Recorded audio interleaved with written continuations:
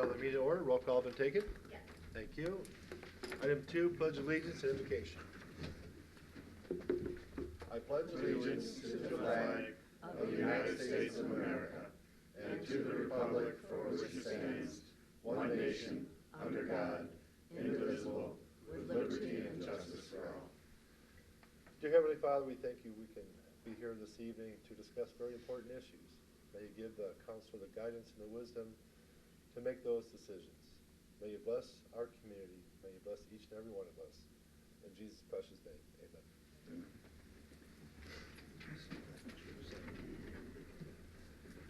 Item 3.1, the approval of minutes of July 16, 2019.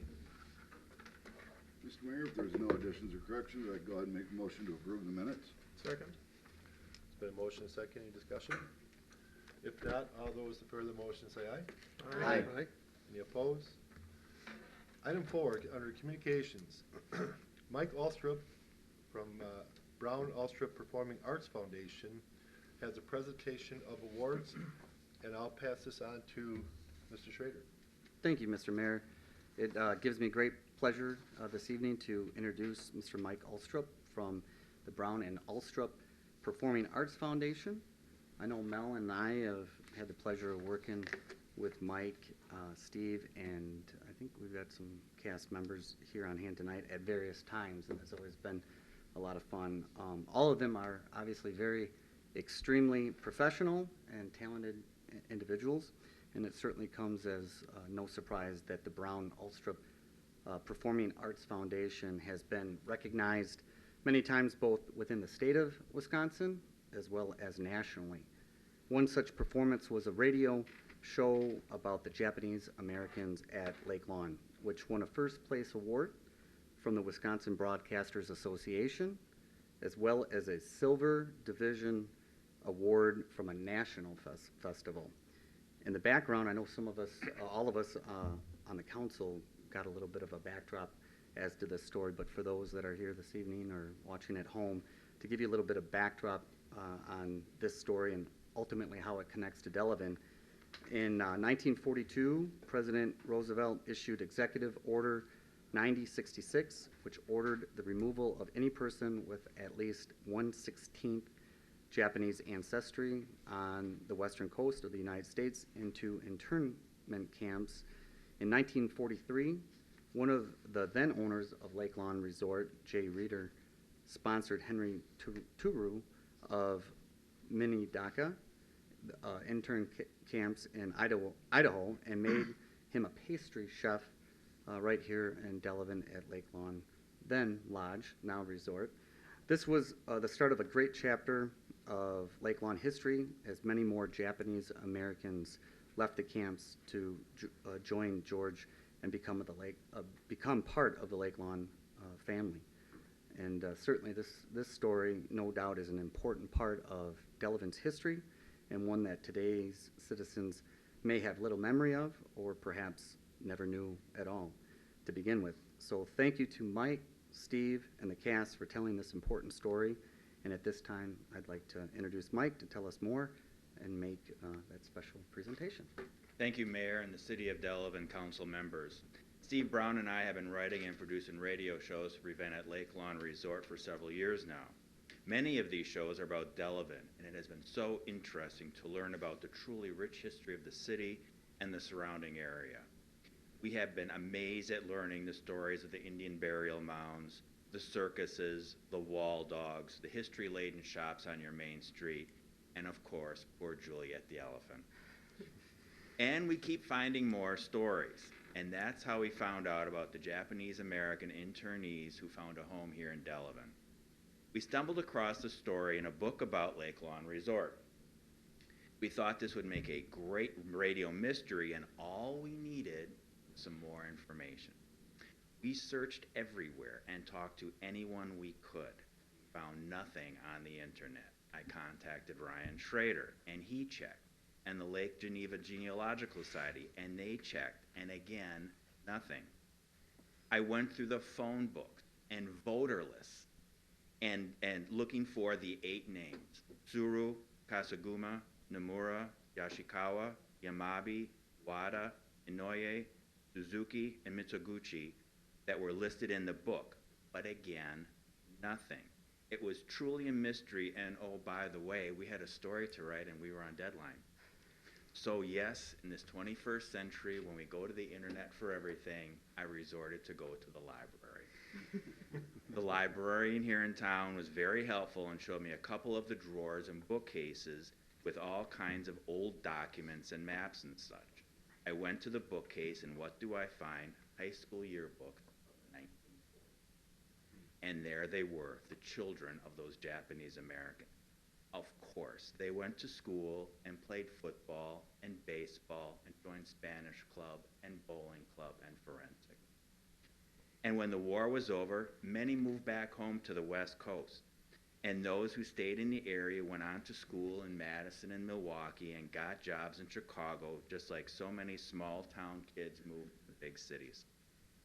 What came through in the yearbook entries was that these families were at home here.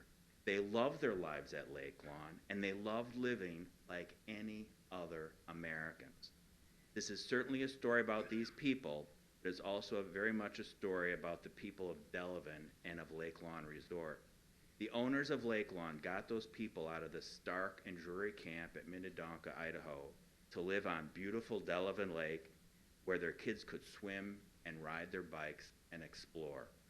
And the people of Delavan welcomed and befriended fellow citizens whom the federal government insinuated would actually betray their own country. That was the mystery that made up our radio show, and we uncovered the real people and their story at Lake Lawn in the city of Delavan. This broadcast was recognized by the Wisconsin Broadcasters Association with the first place award for Best Significant Community Impact. Steve Brown and I would like to present those awards to the city and to Lake Lawn Resort. With that, I'd like to ask the mayor and Alderman Schrader and Dave Sakaris of Lake Lawn to come forward and receive these awards. We also ask that this story not be forgotten. Thank you. So, Mayor.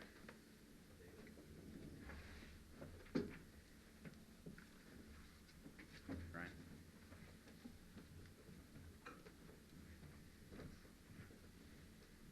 Thank you, Mayor.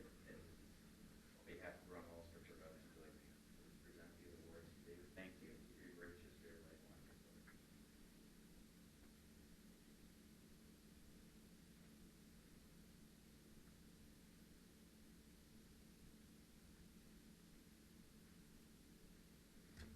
Thank you very much.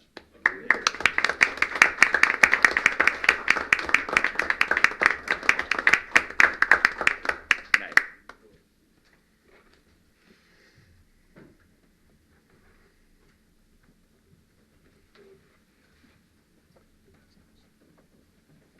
I did bring some extra programs from that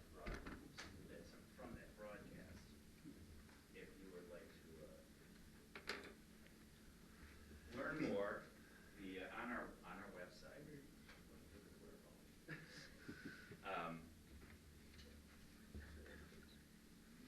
There are the pictures from the yearbooks,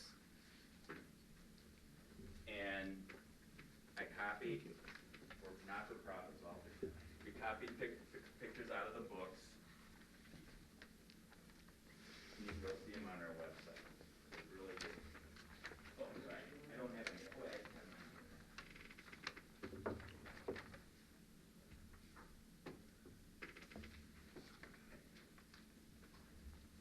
Here you go, sir. Thank you. I knew these guys. You did? Yeah. Very good. Did you go? How did you know this?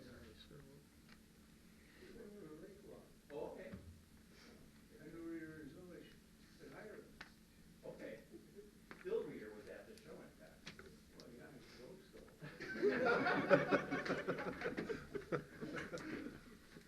Thank you again. Thank you. Are there any other communications this time?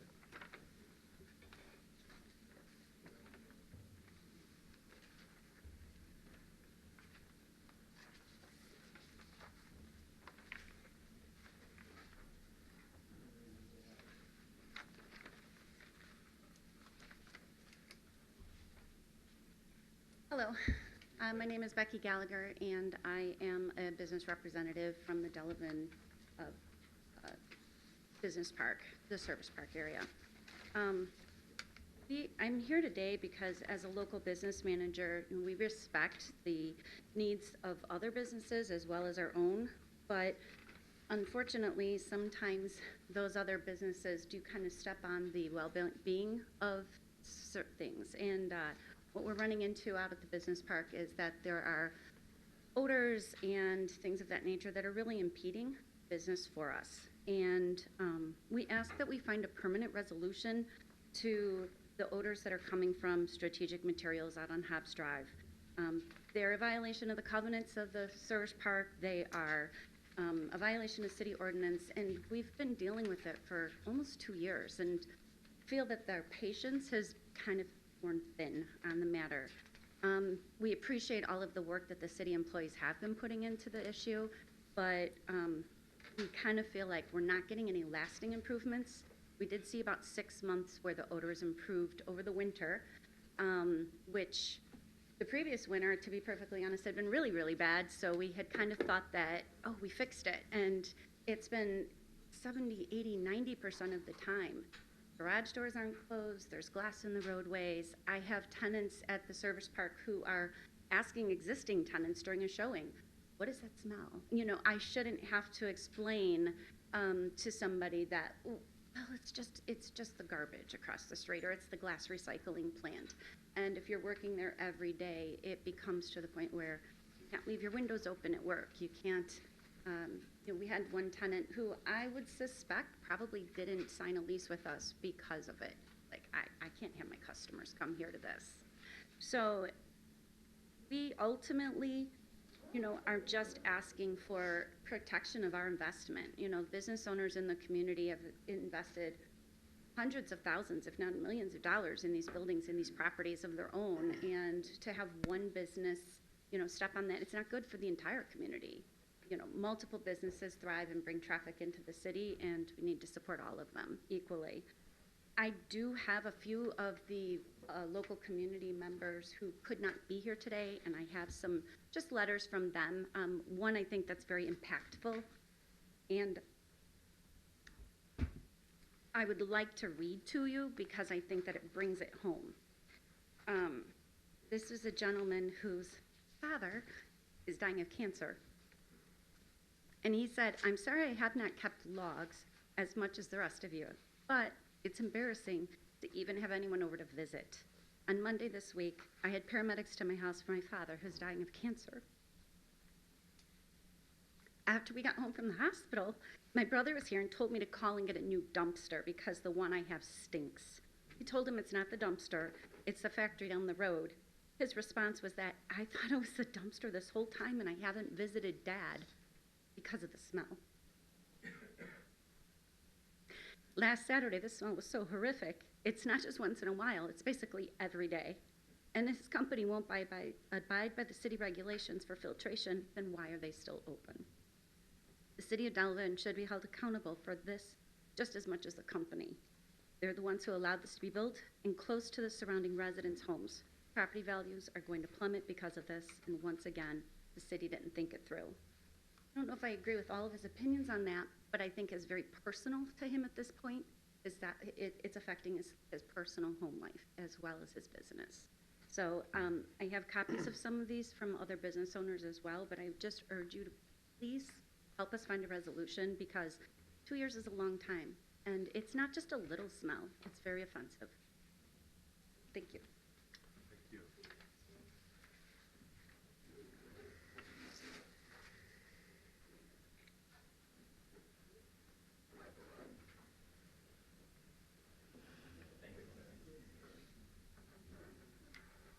Good evening. My name is Jim Kirschlager, the owner and operator of A Mini Storage. The past 15 years, we have built our business around expectations from our customers. They expect clean storage. I certainly believe that being directly across the street from Strategic Materials has been at minimum frustrating to my staff, customers, and myself. We are constantly addressing concerns to tenants that smells are from the recycled glass as they question our facility. I don't think I should have to explain why there is an odor coming from the neighboring business to my customers and reassure them that this is not an issue inside their storage unit. Prior to Strategic Materials in January of 17, a transfer station was being proposed for that property. The Delavan City Planner spoke of a very specific conditional use permit that would be recommended because of things like odors, rodents, garbage, debris. Since then, Strategic has told us that they have tried many, if not all, of these recommendations. First in, first out material management, short-term storage only, air sanitation misters, keeping the overhead doors closed, daily road sweeping.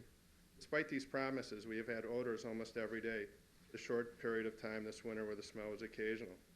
It's been just short of 2 years now. Please help the other businesses and residents find a permanent solution to this issue. Thanks for your time.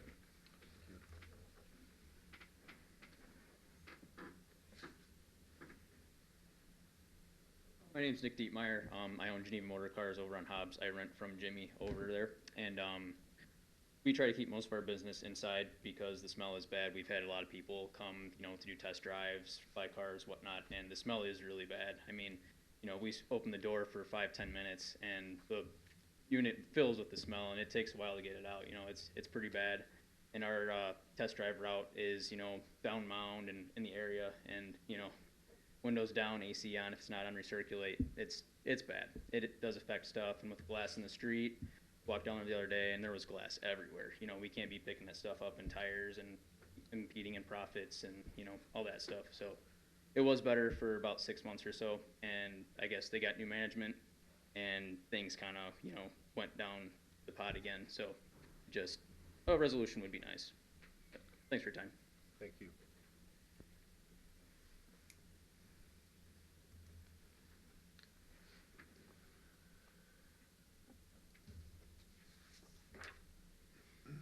All right, we'll move on to item 5, public comments. Citizens may address the chair at this time. Please limit your comments to about 3 minutes to what pertains on the agenda. Jeff?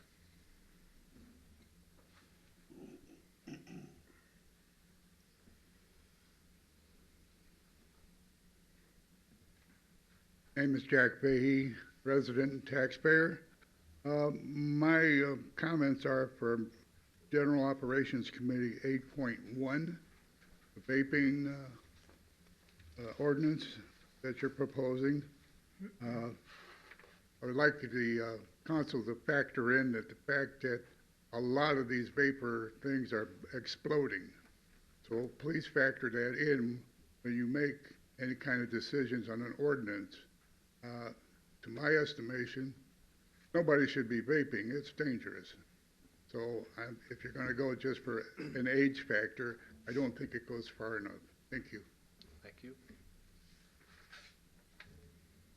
Anyone else?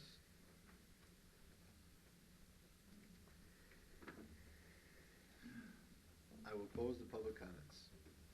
Item 6.1, Finance Committee and Treasurer's Report. Mr. DeWitt. Mr. Mayor, we met last Tuesday.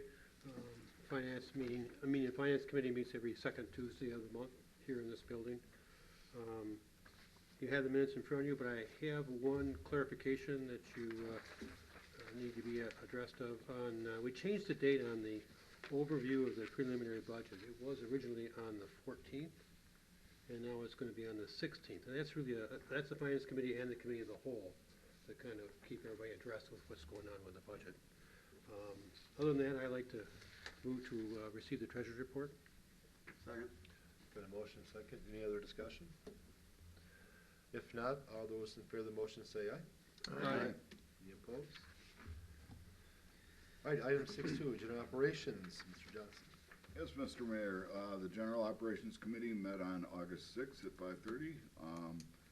Several of the items that we discussed that evening are on our agenda this evening. And our next meeting will be Tuesday, September 3rd at 5:30 right here in this room, and we always encourage people to come and participate. Thank you. Item 6.3, Public Works, Mr. Stebbins. Thank you, Mr. Mayor. Public Works met on Thursday, July 25th, and general discussion involved the current project list that was been going on in the city. Also the mausoleum discussion came up again. That will be a future discussion again on that. And then talking about the 2020 capital projects and maintenance budget recommendations, just a general discussion on that to try and lay the groundwork for the upcoming budget. With that being said, our next meeting is next Tuesday, and that is a committee meeting of the whole, and that discussion will be regarding the sidewalk policy.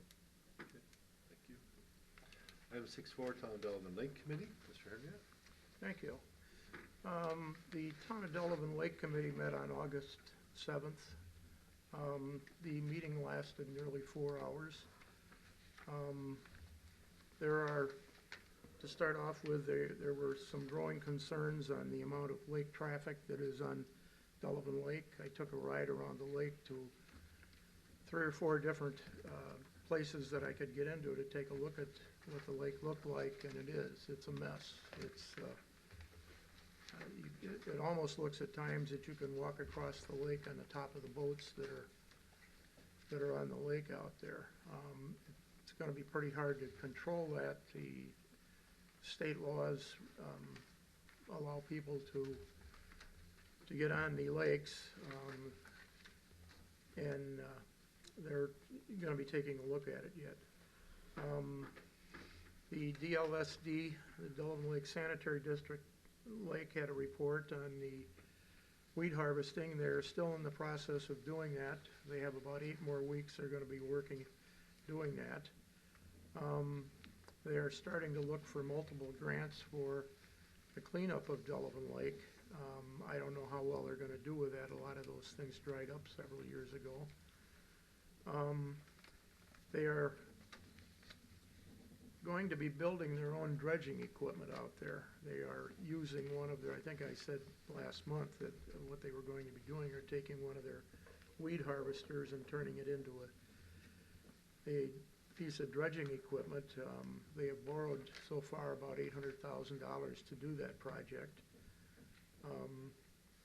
They had several engineers at this last meeting who are looking at doing work on this dredging project.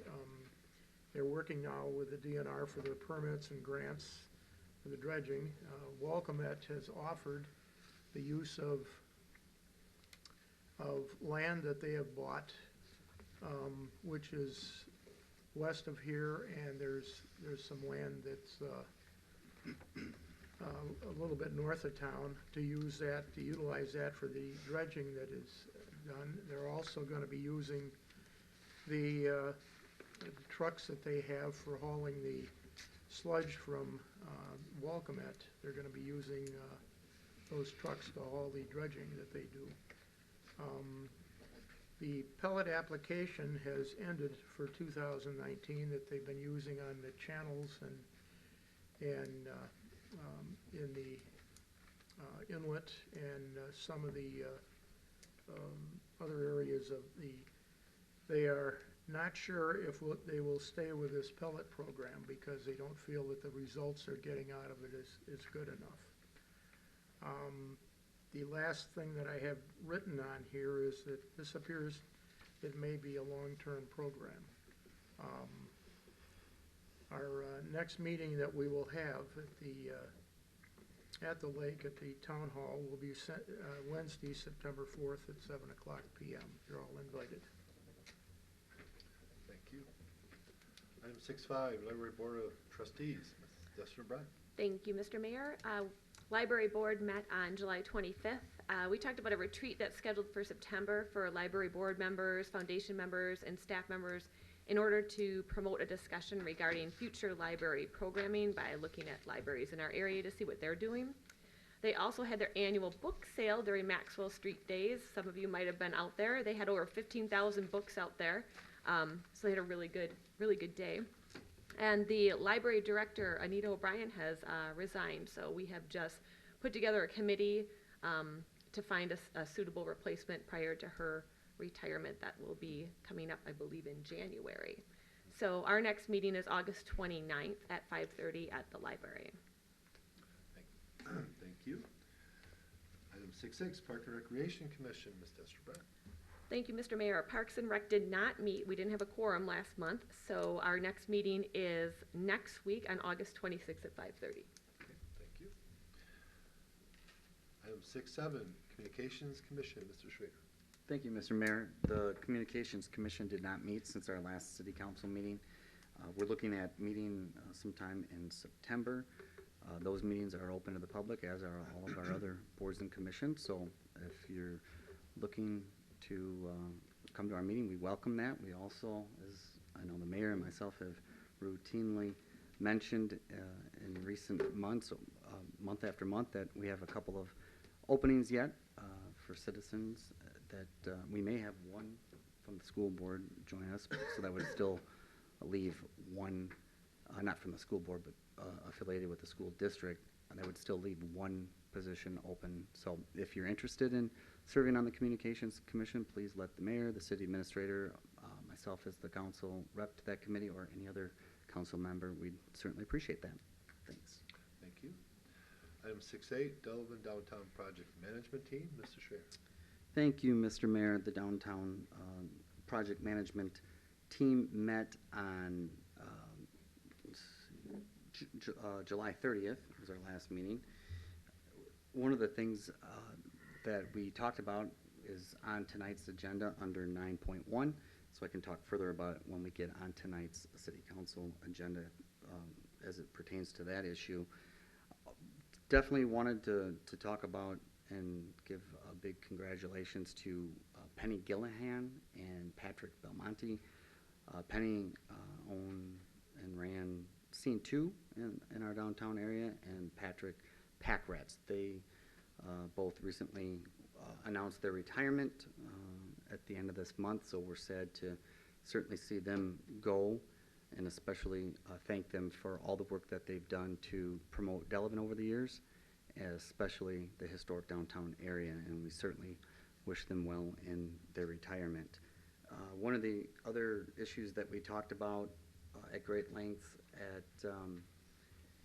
at our last committee meeting was finalizing events for 2020 already, and as they relate to 2019, we just wrapped up Maxwell Street Days. I think everyone had a great time that went downtown and shopped, maybe got some early Christmas gifts as I did, and I know others did. So that was good to see more businesses partaking and actually getting out on the street, and so that was great to see. They had good weather for that, in addition to, as was mentioned, the book sale. So a lot of good things going on for Maxwell Street Days again this year. Also, the band shell continues to go strong. We still have a couple of performances yet this year.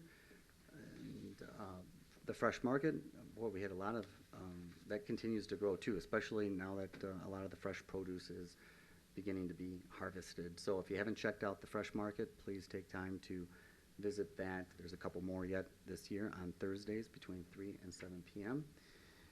A lot of planning is going for our annual Scarecrow Fest. So if anyone's interested in volunteering during the festival, that will take place on Saturday, September 14th. So, and we've been generally meeting at 8 a.m. here at City Hall on Friday morning. So again, if anyone's interested in helping out, whether it's with the duck races, whether it's helping in some other capacity, we certainly welcome your participation there as well. Our next meeting will take place on Tuesday next week, August 27th at 7 o'clock here at City Hall. So we welcome your attendance, certainly if you want to volunteer, not only on the events that I mentioned, but as we look to 2020, we certainly would welcome your participation and attendance at our next meeting.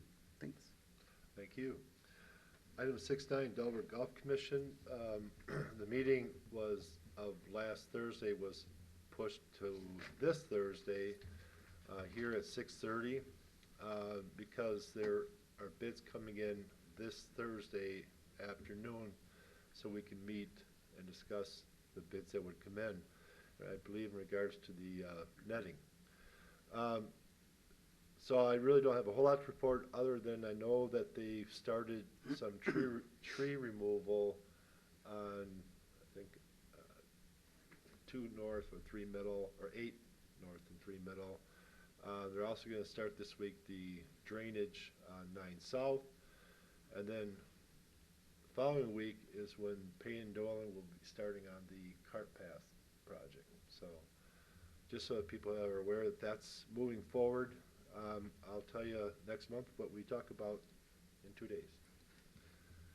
All right, item 610, Tourism Commission, Mr. Herndon. Thank you. The Tourism Commission met on July 31st, and we had a lot of discussion. I've got it shortened up in here, so we're not going to be taking all night. But we discussed 2020 and beyond work plan for tourism development. We discussed the Tower Park and city information sign for 2020. We also had the Tourism Commission contributed to the Connect Communities program, $5,000 towards that, and we agreed to a 2-year tourism entity services with the Walworth County Tourism Board Bureau. Our next meeting is September 18th at 7:30 a.m. in the morning, and I know Jack is up at 7:30 in the morning. You might like to stop down and see us. I might even buy you coffee. Thank you. Mayor, may I Yes. make one announcement? Sure.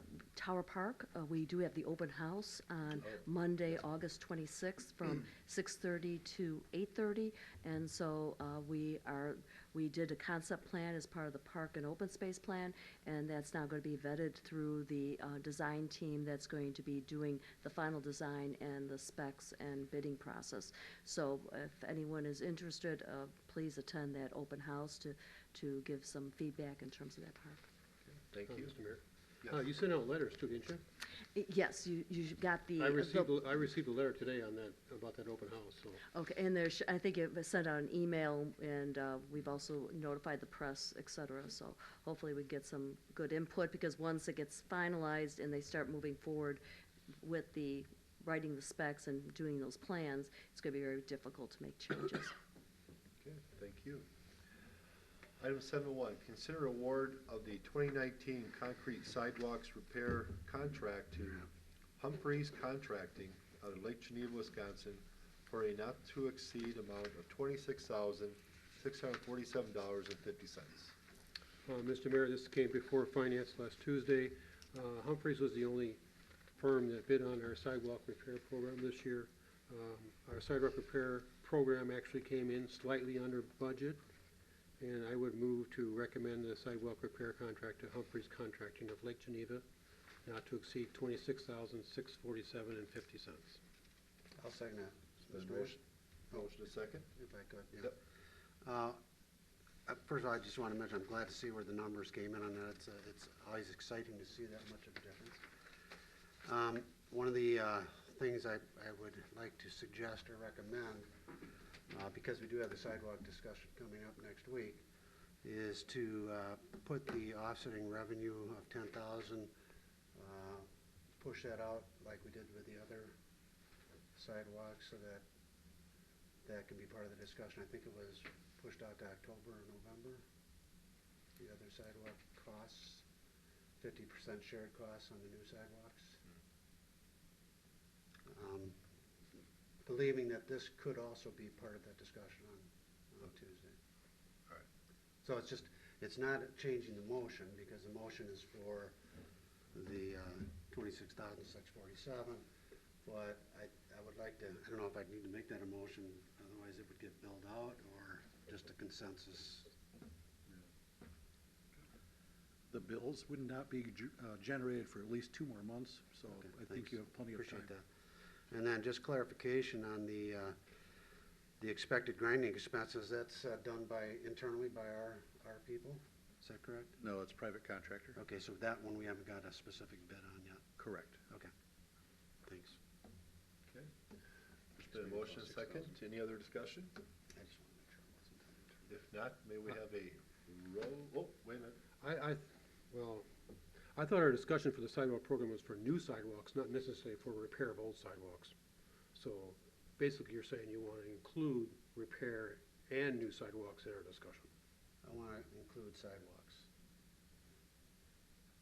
Sidewalk policy. Okay, It'd be an interesting discussion. yes. All right, may we have a roll call? Alderman Schrader? Yes. Alderman Deshner Brandt? Yes. Alderman Henriette? Yes. Alderman Johnson? Yes. Alderman DeWitt? Yes. Alderman Stedman? Yes. Motion passes. Item 7.2, consider approval of the purchase of an ERV-750 automated valve operator from EH Watch at a cost of $25,583.50. Mr. Mayor, this also became before finance. The state of Wisconsin requires that the utilities operator distribute their system valves every 2 to 5 years and their fire hydrants every 5 to 7 years. In the past, we've had utilities workers that do this, and usually it takes like a total of like 4 workers to open and close these valves. So this tool allows them to do it with one person, and they get better readings. It's safer and certainly more efficient. So we got 2 bids, and EC Watts was the lowest of the 2. We had $26,000 in the budget for this particular piece of machinery, and I would move to purchase an ERV-750 automated valve operator from EH Watts at a cost of $25,583.50. Second. Been motion and second. Any other discussion? If not, may we have a roll call? Alderman Deshner Brandt? Yes. Alderman Henriette? Yes. Alderman Johnson? Yes. Alderman DeWitt? Yes. Alderman Stedman? Yes. Alderman Schrader? Yes. Motion passes. Item 7.3, confirm payment of $11,505.60 Alliant Energy invoice for installation of service at Richmond Road Maintenance Facility. Everybody's seen our new building that's going up down there. It looks pretty impressive. We'll have all our departments under one head, which is really under one roof, which is really nice. I would move to confirm the payment to Alliant Energy in the amount of $11,505.60 for installation of service at Richmond Road Maintenance Facility. Second. There's been a motion and a second. Any other discussion? If not, may we have a roll call? Alderman Henriette? Yes. Alderman Johnson? Yes. Alderman DeWitt? Yes. Alderman Stedman? Yes. Alderman Schrader? Yes. Alderman Deshner Brandt? Yes. Motion passes. Item 7.4, consider proposal from Vanderwall Associates Incorporated for professional services relating to the state-required 10-year update to the City of Delavan 2009 Comprehensive Plan at a not-to-exceed cost of $33,440. Mr. Mayor, this also came for finance, and the state does require that we update our comprehensive plan every 10 years, which is up this year, I believe. The last date, last date was in 2009. I just want to point out that we did have a couple of things that happened over the last couple of years. The boundary agreement with the town of Delavan and our parks and open space plans, which were also done. So that's part of our comprehensive plan. And you see the finance committee kind of changed the recommendation and took out the $5,674 for contingency for public input. And we took that out mainly because there isn't going to be really any changes, or very few changes, to the comprehensive plan. So we really didn't feel there was a lot of need for public input. But I think the recommendation said it would go before Planning Commission first. Was there any feedback on that? They have not met yet. So it would be coming back if they're recommending something, so. Okay. So then I would move just to approve the proposal for Vanderbilt Associated Lay to the City of Delavan 10-year comprehensive plan update not to exceed $33,440. Noting there may be something come back up on the agenda later for cost for public input, but. Second. Okay. Motion and second. Any other discussion? If not, we have a roll call. Alderman Johnson? Yes. Alderman DeWitt? Yes. Alderman Stedman? Yes. Alderman Schrader? Yes. Alderman Deshner Brandt? Yes. Alderman Henriette? Yes. Motion passes. Item 7.5, consider termination of the Department of Housing and Urban Development's Community Development Block Grant Revolving Loan Funds Program. Mr. Mayor, we talked about this on finance. We have a very little balance of free money left in that program. There were some concerns on finance that if we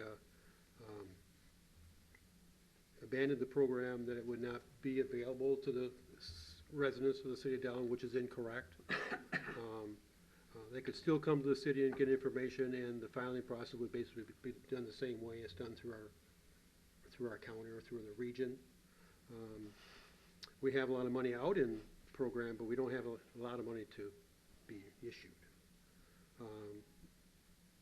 By terminating the program, then it stops us from having to file the annual report and filing of that program. So I would move to termination of the City of Delavan's participation in the CBD, Community Development Block Group Revolving Loan Funds Program. Second. Been a motion, a second. Any other discussion? If not, all those in favor of the motion say aye. Aye. Aye. Any opposed? Motion passes. Item 7.6, consider resolution designating as surplus property city equipment housed at Delavan, Indiana School District relating to broadcasting of the PEG channel on cable TV and authorizing its sale or disposal. Mr. Mayor, I think this also came through the Communications Committee as well, with a recommendation to designate it as surplus property.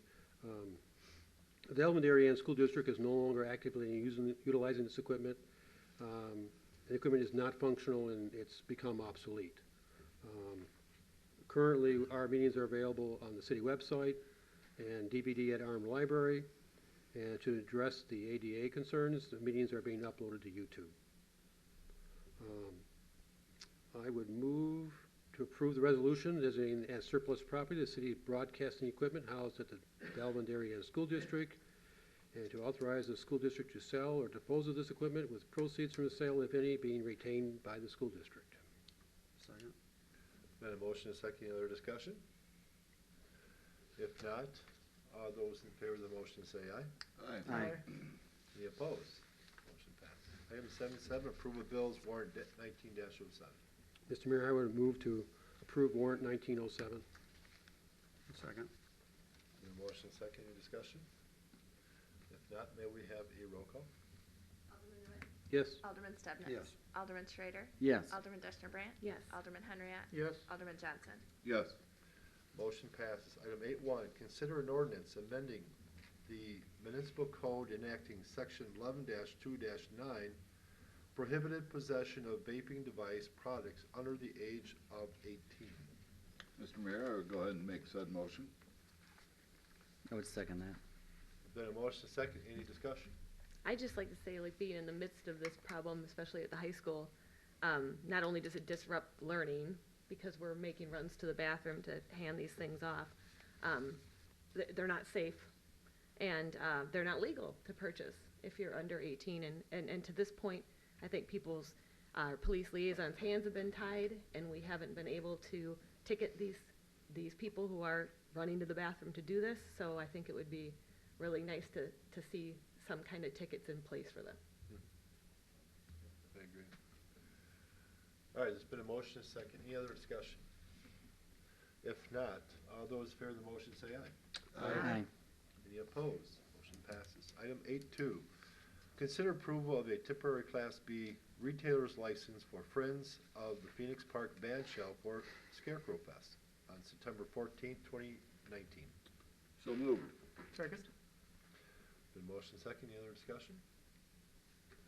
If not, all those in favor of the motion say aye. Aye. Any opposed? Motion passes. Item 8.3, consider approval of temporary Class B retailer's license for St. Andrew's Congregation to sell beer at Fiesta Mexicana September 13th to the 14th of 2019. So moved. Second? Motion and second, any discussion? If not, all those in favor of the motion say aye. Aye. And opposed?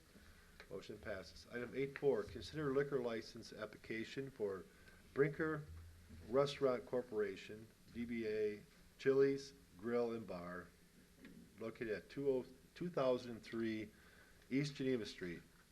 Shar Bem is the agent. Mr. Mayor, I would make said motion.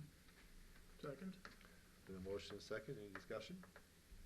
If not, all those in favor of the motion say aye. Aye. Any opposed? Motion passes. Item 8.5, approve the raising of the structure at 909 Racine Street per the raise or repair orders already issued and authorize staff to solicit bids for the abatement of asbestos materials and for raising the house and detached garage. Mr. Mayor, I would go ahead and make said motion. Second? Been a motion and second. Any other discussion? Mr. Mayor, Yes. I'd just like to say that, you know, these things come up every once in a while, and I just want the general public to know that we as a council don't take this, you know, we take this very seriously, and, you know, we hate to see these houses have to be torn down, but after a while, it just gets to the point where we do all we can, and there's no other steps we can take, so. All right, there is a motion and second. Any other discussion? If not, all those in favor of the motion say aye. Aye. Any opposed? Motion passes. Item 8.6, consideration of an ordinance amending section 5-28-5-2-8 of the municipal code relating to open burning. Mr. Mayor, I would go ahead and make said motion. Is there a second? I would second that. All right, there's a motion and a second. Any discussion? I got a few questions, but I guess first of all, is that motion with the original dates? Is that the original burn dates? I think they were amended a little bit at GOC, right? I thought it said GOC did not reach an agreement on whether the time period for open burning should be shortened. So that a decision has to be made tonight by the council as to whether they're going to keep the original dates, which was Is that a through separate May. decision then?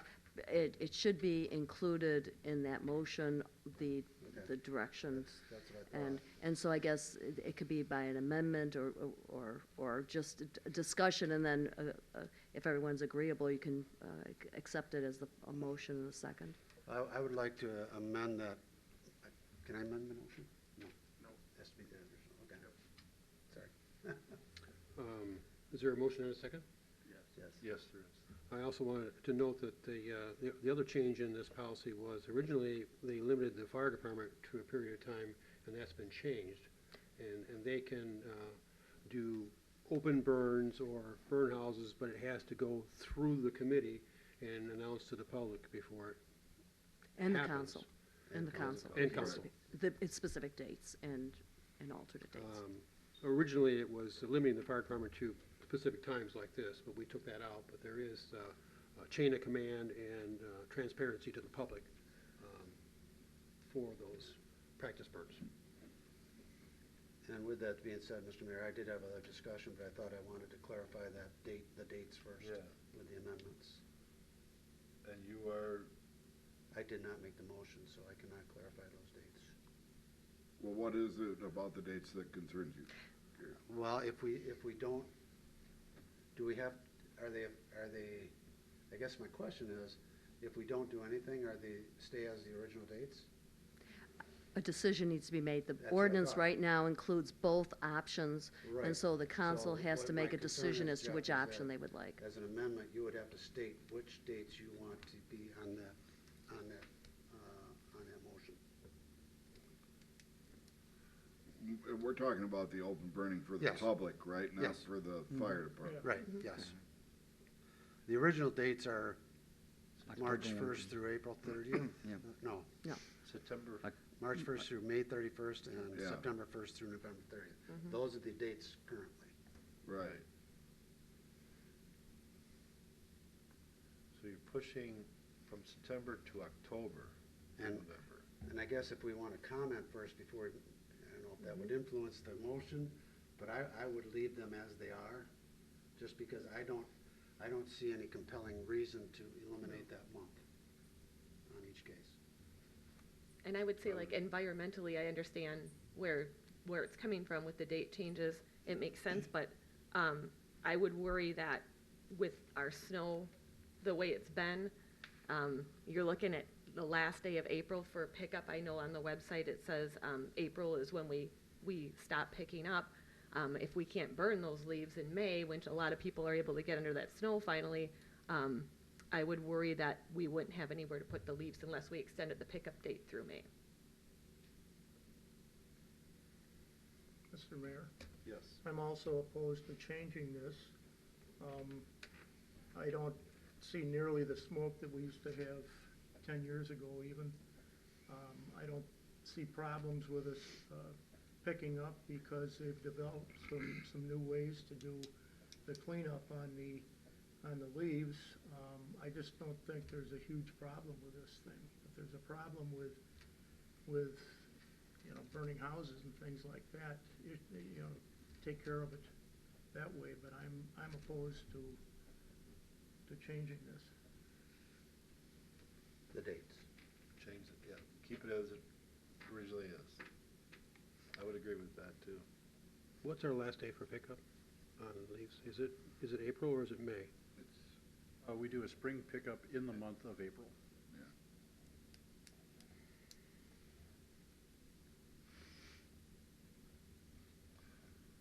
So I'm sorry, I'm a little confused.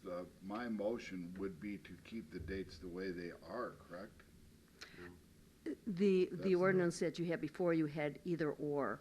And so Oh, okay. if you wanted to clarify that you were including the current dates and the second accepted that, I think then we could just move forward Because with when the- I read it, that's why I made the motion the way I did. I thought it was keeping the dates the way they were. So your motion would be to have them March 1st through May 31st and September 1st through November Yes. 30th? That's the motion that was made. And that would reflect my second. Okay. So everybody's clear on the motion, correct? Or does someone want it repeated? Are we voting just on the dates? No, The whole- the whole motion. On the whole, okay, so I do have other discussion. Okay. I'm sorry. That's okay. I just want some clarification. I hear And ya. a couple comments. Y'all getting this out there? Open burning, the requirements on that obviously requires a permit, I see. But campfires, outdoor campfires don't as long as they have a control device and structure. So is open burning only if there is no control device or structure? I guess I need that clarified. Because you can have a structure around a campfire that's only that high and still burn within that. Am I correct, the campfire limits the material you can burn in a campfire, which is the difference. You can't burn leaves and yard debris in a campfire, at least you're not supposed to. Or anything recyclable or any painted wood. Right. So Well, a that was- campfire is a controlled structure, but I understand there's a limit on what you can put in there. It's supposed to be clean wood, used for recreational. Or cooking.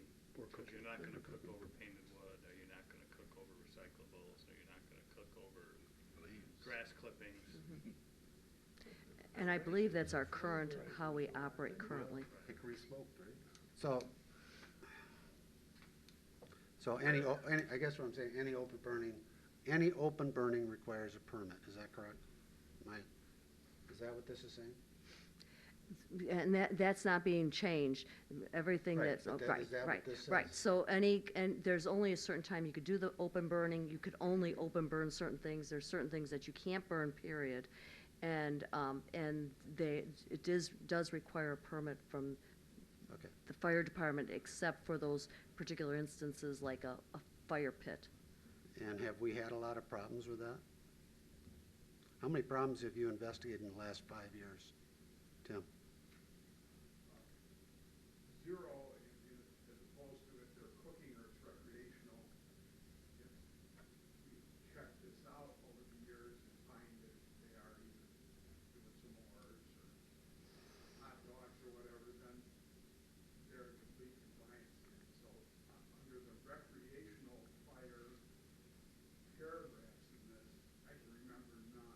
about the open burning. conforming to those cooking and recreational provisions. How many cases have you followed up on open burning? Open burning, yard debris, Of anything, yeah, whatever. A lot. So there is a lot of that, okay. I just wanted to verify. Mr. Mayor, there's clearly a big distinction between, yard debris and that cooking ordinance and recreational. Well, I gotta be honest with you, this whole thing is really, there is a distinction, but you have to really read between the lines to find out what that distinction is, I think. Because even distinction of personal paper is able to be burned, but not commercial paper is being burned. I mean, I don't know how you can distinguish on that. So, I mean, there are things, all I'm saying is I think the ordinance maybe needs to be looked at again. I'm not saying I would vote against this one, but there are certain things. Now, tell me this, I guess another question I have, because it's in here, is the burn barrel. Why would you not allow a burn barrel for personal papers and such, as opposed to just putting it on the ground and doing open burning with a permit? I would think the burn barrel would be a safer controlled area. So the open barrel, whenever I look at regulations, I look at, say, what makes sense? And I'm not sure that one makes And sense in there. I believe that's our current regulation, I you're not allowed understand to, it yeah, doesn't- yeah. I've yeah, never looked yeah, at it before, yeah, so yeah. this is the first time I've made And that was strongly recommended also in the Right. DNR model ordinance and I don't, There's a lot of things I don't Andy, agree do you with remember DNR. if there was something specific about the burn barrel? Because I thought it expanded what normally was put in it is It's not the that I want issue. to change that tonight, I'm just saying, I would maybe like to take a look at that in the future again, but My only thoughts, Alderman Stevens, would be it'd be much easier to hide some sort of item you're not supposed to burn in a burn barrel than in a small little pit. But I would suspect in a burn barrel, you'd have to get a permit again, right? So if you have a permit, the allowance would be, if you're burning, they could stop, especially if there was smell or a lot of dark smoke or something like that, it would be investigated. So anyways, that's beside the point, I So guess, right you're now. saying you're gonna allow them to use a burn barrel during the open burn season or all year round? No, open burn season. Or maybe, I don't know, I don't know at this point. That's just a comment on the ordinance right now. I think Because you're it is I think you're being over specific. I don't think burning barrels should be allowed in the city of Delavan. I don't think we should be able to burn trash in a burning barrel in the front yard, in the backyard. I didn't talk Or trash. leaves, or anything else in I that didn't matter. talk trash. I talked So, personal papers. so every time somebody has a burn barrel in the backyard, we're gonna have to go check out to see what they're burning? On open burning, we do. But you're It's the talking about, stuff that- you're talking about year round. I did not say that. Yes, you did. But you were talking trash, I never said trash. I said what was allowed in open burning. I think it's a whole lot easier just not to allow Okay, trash burning let's barrels in go the off city that of point, Delavan. because that really isn't that important right now, because it is in the ordinance now. I'm not gonna, Thank you. okay? The one thing that does bother me, even though it does go through GOC and Common Council for approval, we talked about it at our meeting, and that is the burning of a total house. And I still am of the opinion, and I think it was, I was backed up, at least at the time, by Tim's son. He thought the same thing at the time. And that is that when the house gets to a certain point, somebody's gonna get affected by that smoke, unless there is no wind, and then it'll go straight up. And there aren't too many places in this city where houses are more than 50 feet apart. So have that total house burn right next to you, or even 4 or 5 houses from you, whether it comes to council or not, that's still gonna be the case. Again, we can disprove it at that time if we want to, but it certainly makes it a lot easier for any council now in the future, because it's in there to say, okay, go ahead and do it. This is our total house burn. How many of those have we had in the last 10 years? This is the only one in the city, total house burns?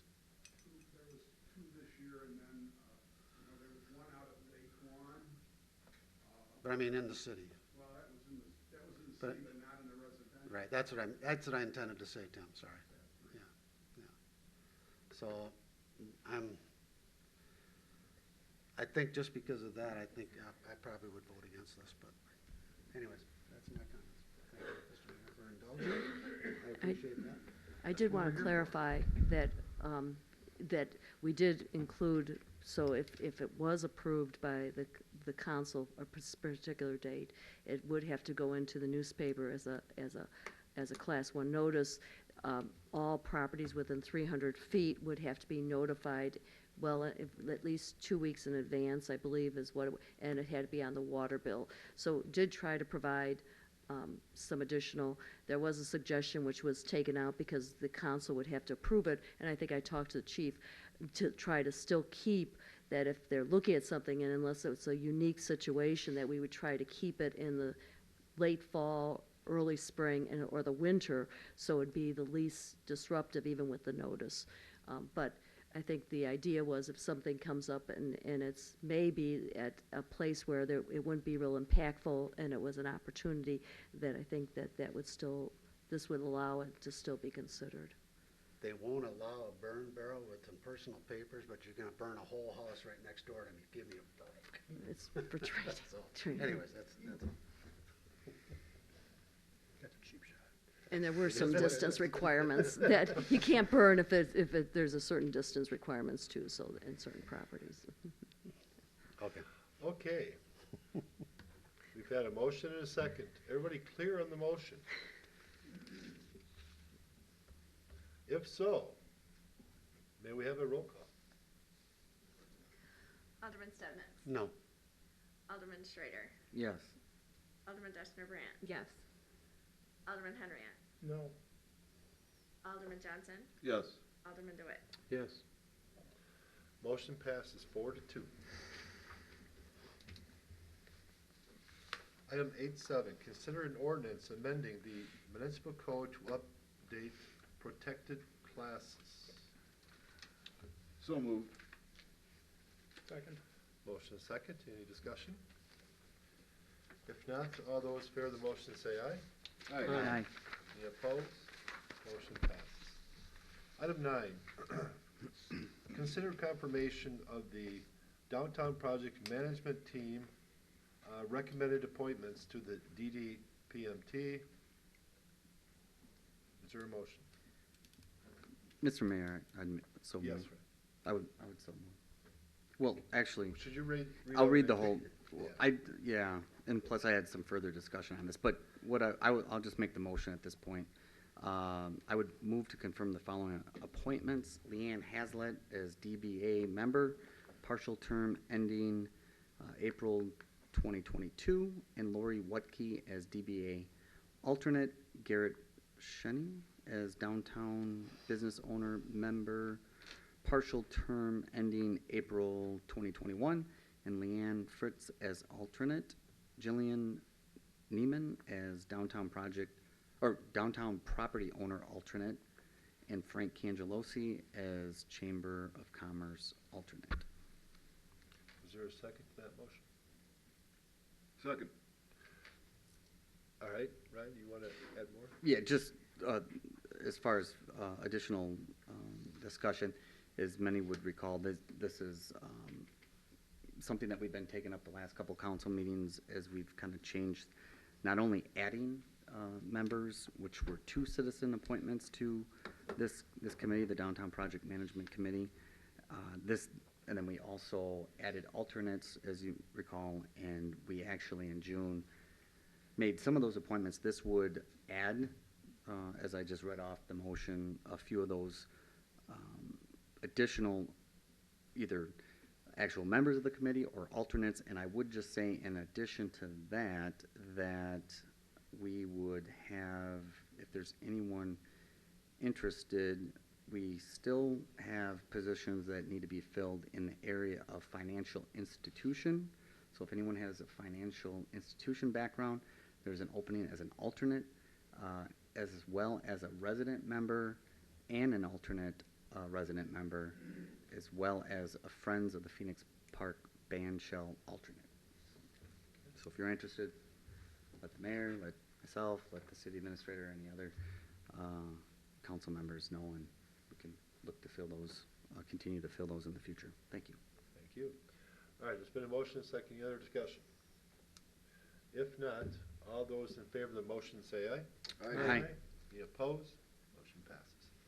Item 9.2, consider appointment of Al Buckholz to the Police and Fire Commission for a partial term expiring April of 2020. So move. Second? Motion second, any discussion?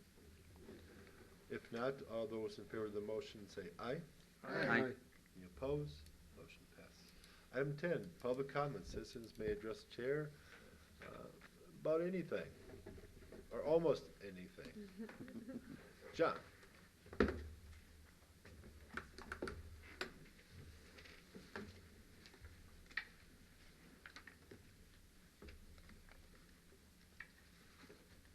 Good evening. Your wandering discussion on burn ordinances was very interesting. I think that the next time you bring this up and start discussing it, you might consider including in the ordinance the fact that houses you're going to burn should have all the rugs and furniture out of them because of the poisonous gases that can be a problem for firemen and neighbors and little old ladies leaning out the window. Thank you. Thank you, John. Anyone else? Jack?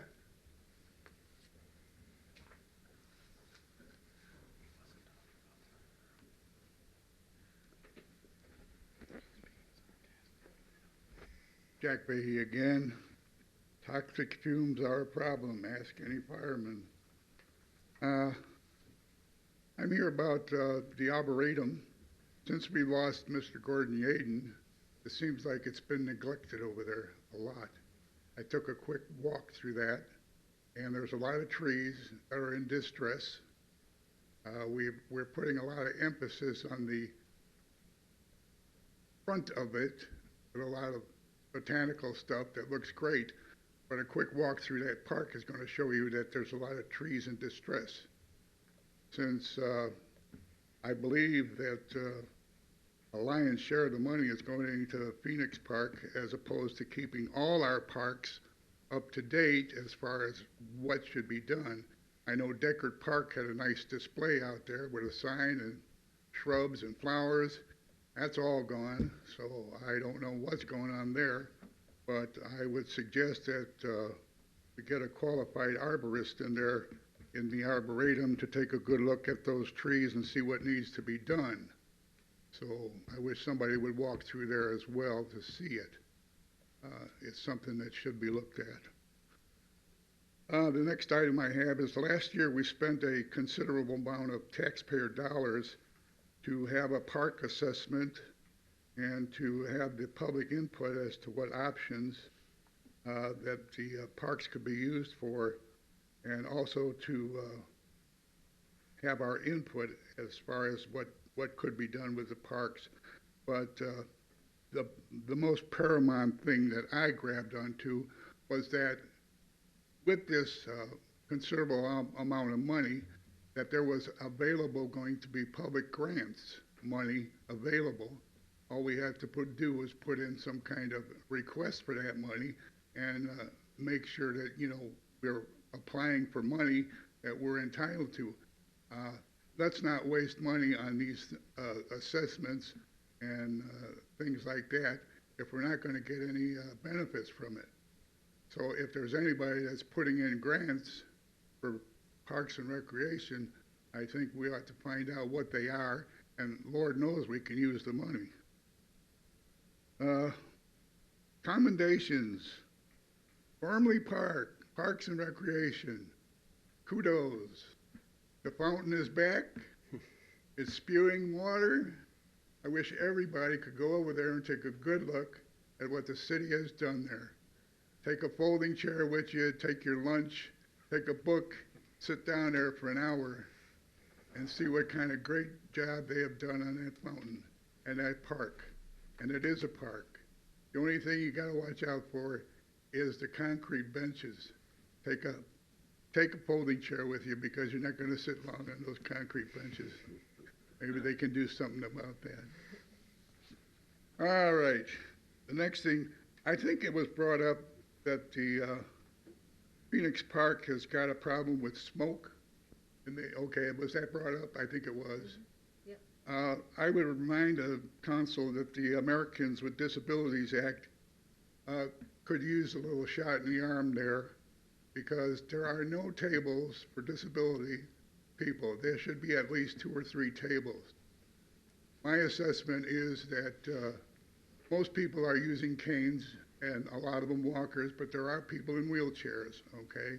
So if you took 3 tables and put them right out in front and got a stencil, a blue can of paint, and painted it, it would be beneficial to those people with disabilities. I know they got a porta-john over there to accommodate that, but I think that is worthwhile effort to make sure that we get some disability tables that would be good for the handicapped. Thank you, that's all I have. Thank you. Is there anyone else? Take it there is none. I will close public comments. Item 11, suggested future agenda items. Does anyone have any?